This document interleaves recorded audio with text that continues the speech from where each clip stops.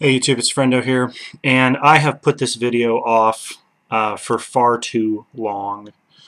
So I've been watching the community, trying to formulate my take on the issue. So here's the worst of it. Catherine Q. Becker is accused of cutting off her husband's penis with a knife, taking his penis and throwing it into the garbage disposal. Police say Becker attacked him because he filed for divorce. She's being held. She goes, that'll teach him. I mean, I don't know the circumstances. I don't know why he filed for divorce. I don't know what was going on between them. However, I do think it's quite fabulous. I mean, can you just imagine that thing whizzing around the disposal? It's like hysterical. I would have just thrown it in the dog's bowl.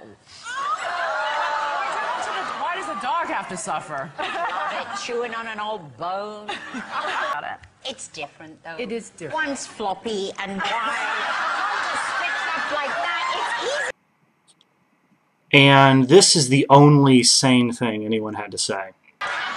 There's something I want to point out, though, not to be like a total buzzkill, but it is a little bit like sexist. Like if somebody cut a woman's breast off, no one would be sitting laughing. Like it's not that. So something was going on in that room because it wasn't just Sharon Osbourne, and it wasn't just the hosts. The audience was part of it. The atmosphere was part of it. This was really mean-spirited. There was something happening socially and psychologically keeping them from having a shred of empathy, from having a shred of decency, and from showing a shred of humanity. Now, in the time since then, let's see what some other women have to say on the subject. If you haven't heard, there's a crazy bitch named Catherine Becker who basically chopped off her husband's dick and threw it in the garbage disposal. This isn't, in a sense, quite sexist. The public reaction to the story is the definition of sexist. The wife had no right doing what she did because her husband's body is her husband's body. He has the right to body autonomy. He does not deserve to have his penis chopped off. Yeah, so how crazy can you be to cut your husband's penis off? Yeah, that's pretty. I think she must be psycho, and apparently he wanted a divorce. We're not too sure. Not completely sure, but if he did, I can kind of see why, because she seems kind of psycho. Yeah, and apparently she might face life imprisonment, which I think is fantastic. Okay, when I first heard about this and I heard that she tied her husband to her bed while he was unconscious, I was thinking, oh, and then she probably raped him, because that's what I expected. And then I heard that she cut off his penis, and I was like, that is like 1,000 times worse, okay? For the record, I don't think that this instance, or any instances like this, should be put into symbolic terms.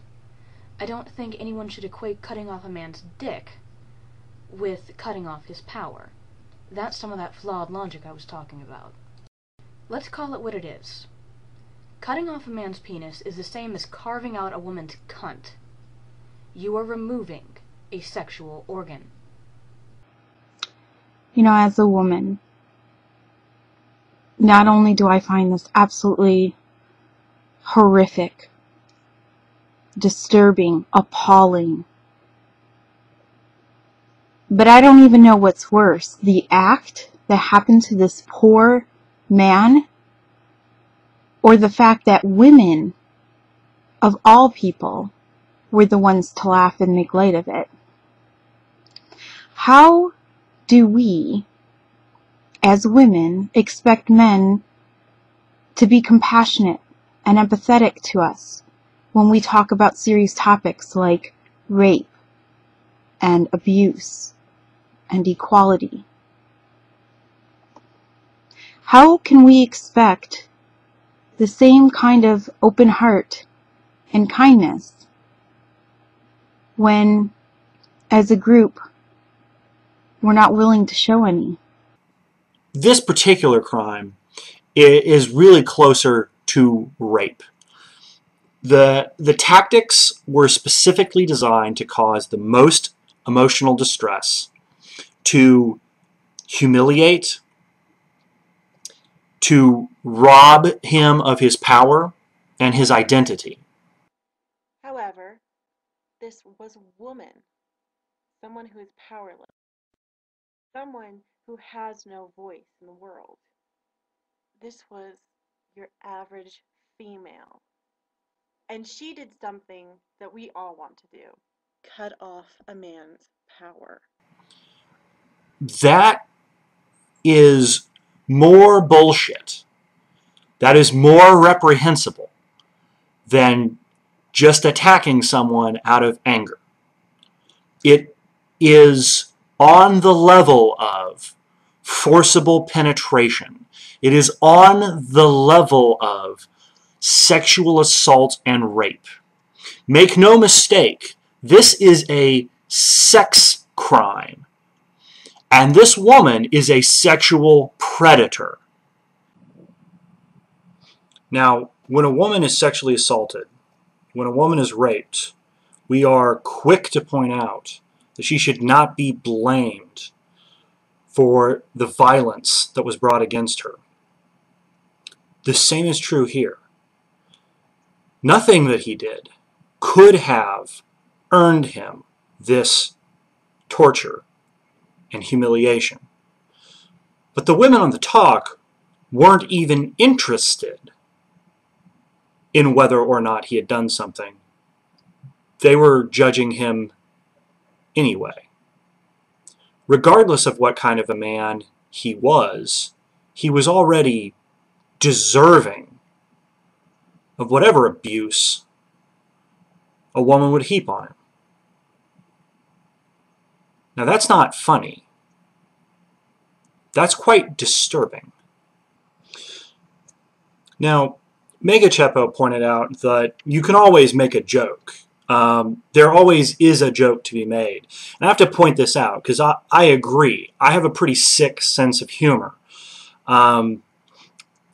You can make jokes about anything, and jokes come out of tragedy, but jokes have rules. Jokes have premises and punchlines and context. So here's an example of a joke coming out of this. When I first heard this story, I'm like, did this bitch just waste some dick? Where they do that at? But see, there's a premise, a punchline, and a positive point to that joke.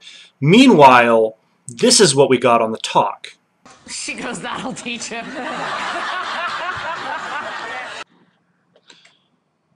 Now, I do understand a little bit of giggling on the subject. I mean, we do have this culture of objectifying men through genital abuse. Look at the view counts on these videos. This isn't exactly a sex-positive culture that encourages respect for men's genitals.